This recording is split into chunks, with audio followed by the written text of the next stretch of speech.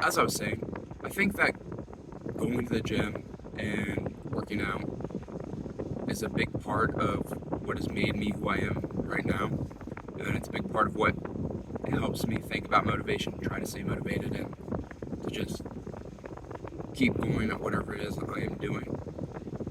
Um, and I genuinely hope that everybody out there has some sort of source that keeps them going, keeps them working, keeps them fighting, keeps them whatever it may be. It just keeps them from stopping, keeps them doing what they need to do. I think that's all I have to say about that. Have a great day. See ya. Hi, my name is Brendan Crothers, and I was thinking about motivation today. Where we get it from, what it means, what does it do for us. For me, probably my original source of motivation came from characters like Spider-Man or the main character of an anime or something. I actually just got done in the gym after watching the first 3 episodes of Bleach. That's an anime. And that's what got me thinking about motivation. So, when it comes to early motivation, like what I was talking about, I was trying to base myself off those characters. Or think about, what would Spider-Man do? Something like that. And those characters are always motivated. They always, in the end, stand back up and finish what needs to be done. As I've kind of gotten older, I've realized that those very same characters have a reason. And through aging, and as I get older, I'm going to find out what my reason is. For now, for example, in the gym, getting gains. That's my reason to keep going. And just the fact that I love going to the gym. Monetarily, getting that bag, making some money, that gives me some motivation. It's what keeps me going back to work every single day. Just getting a little bit of cash. Not only that, the experience I get. The field that I'm in, every day that I work, I get a little bit more savvy with what I'm doing, a little bit more experience. That's another source of motivation. Probably the biggest one, though, would be the people around me. Being better for those people. The girl that I'm dating now, I love her very much, and I told her one day that I just told her that I would take care of her, make sure that she never had to worry about anything. And that's probably a huge source of motivation for not only me, but many others. The loved ones in your life, the people that are close to you. A lot of people, they want to be able to take care of their parents someday or give back to their parents in some way. A lot of people want to be able to be a role model to their younger siblings. Now, when talking about motivation, I think it's important to note that motivation, there's 2 kinds, I'd say. The first kind of motivation is that sort of short-lived motivation where you're just chilling and you're like, ooh, I want to get up and do something. The second type of motivation is that long-lasting motivation, some people call it grit, where every day, every week, every month, every year, you keep grinding at it, you keep doing what you have to. This kind of plays into that David Goggins stuff. He's pretty big on the internet, and well, he's a pretty great example of motivation, getting it done. He says that he hates running, and that's why he does it. But for me, I did cross country when I was in high school. I did 3 years of it. Whenever I was in a race, and I felt myself starting to lag, or slow down, or face a hill or a curve, or another racer, I would tell myself in my mind to stop being a B-word, to just get it done, that nobody else can run this except for me, nobody else can do this for me except for me. And I think that cross country helped me a lot with just settling down and getting comfortable with pain and agony, because running hurts, man. Like, it can be fun, but at the end of a race, you're winded, your legs hurt, you collapse. You know, I had one race one time where at the end of it, I couldn't barely breathe. Usually at the end of a race, I can get a couple of steps out of the way, but as soon as I passed the finish line, I went straight to the ground and I was just heaving for air. Um,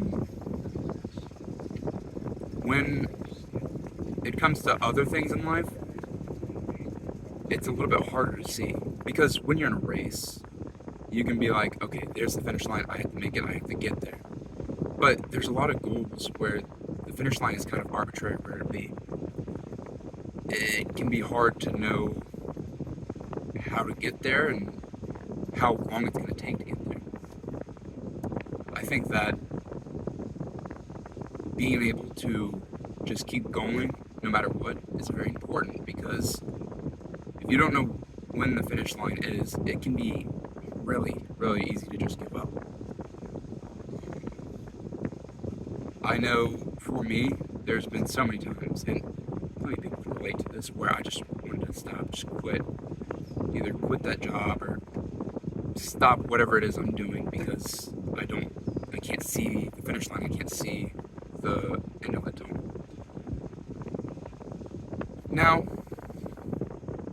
I'm only 18 years old. I haven't experienced that much life, so it's hard for me to kind of articulate exactly what I mean when it comes to certain things.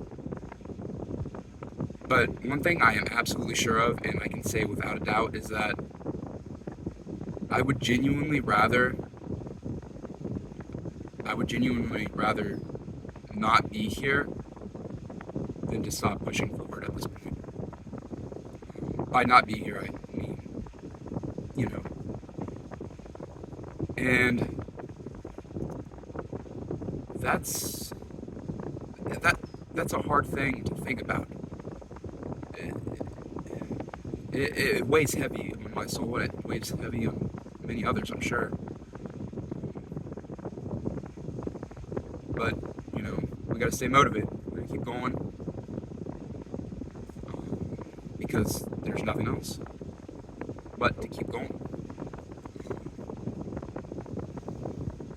I've been thinking about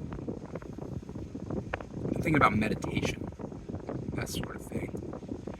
And how can somebody just sit there and just be and just exist right there? And that's got to take some sort of motivation, right? Where you're just fully engrossed in yourself and the world around you kind of disappears. I mean, I've never meditated, I don't know what it's like, but it's something like that. Because for me, like, my freaking dopamine receptors are fried. Alright, like, it's like a lot of people in my generation, addicted to the phone, addicted to technology. And that dampens really poorly on my sort of motivation, I guess. But going back to, say, meditation, right? That is something that is so hard for me to fathom, and I think it's something that I want to try because it's something I've never done, it's something I can't do. Just see what it's like. And I can't help but wonder if maybe that will improve my grit, my drive. Obviously, we'll see. I want to go back to what I was talking about with the superheroes and the anime characters or whatever. Whenever I would see them fall down and then get back up stronger, or brave, or whatever it is, whenever I would see that, it fueled something inside of my heart. And it might sound a little bit corny or stupid or whatever, but a lot of the time, whenever I think about what's the right thing to do, I think about would Spider-Man do this, you know? And obviously there's a lot of stuff that's a little bit more complicated and you can't just, you know, it's not black and white or it's not as simple as it may seem at times. But I genuinely think that if a character like Spider-Man, you know, gives himself to the city or the people, wouldn't do a certain thing, he's probably got a good reason for it. So what is my reason? Why is my reason for doing something better than his? Or like doing the opposite of what he would do? There's many cases where, obviously I'm not Spider-Man, I'm just a regular dude. That he's a completely fictional character, it's a completely fictional world, and you can always put that onto real world values. But I think that it's helped me with a lot of things in deciding what is right and what is wrong for me as a person to do. And seeing a character like that, I think it's not just, it's obviously not just for me. So many people can look at that and gain something from it, I think. I hit chest today at the gym. Chest and tries and shoulders. And I think that